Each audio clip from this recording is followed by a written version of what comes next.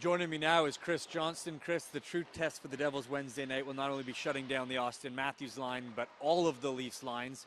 13 different Leafs players have scored so far through 3 games. What are you seeing from the Leafs offense right now that's so dynamic?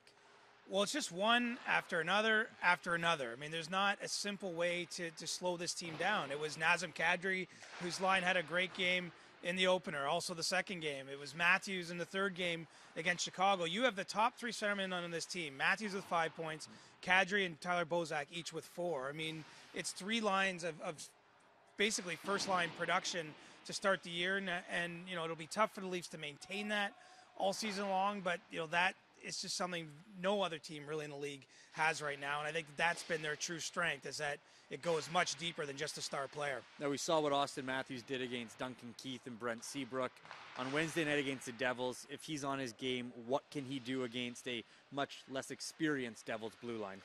They're going to throw everything at him. I mean, it was clear that the Devils did practice in Toronto on Tuesday, that, you know, clearly this guy's on the radar. I think that that'll be the biggest difference for him from last year, something Taylor Hall, another former #1 overall pick, pointed out, is that your second season, you're getting the tough matchups out of the gate. And you know, we've seen that with the way that the opposing teams have played Matthews so far. The Devils will do their best, but, you know, the one thing about good players is that it's hard to shut them down when they are at their best, and we certainly saw that from Austin against Chicago. See if he can follow it up and make it 2 games in a row. Well, Chris, as I mentioned, 13 different Maple Leafs players have scored. Those 13 players have combined for a total of 19 goals. That's the most goals through 3 games to start a season for the Maple Leafs since 1917.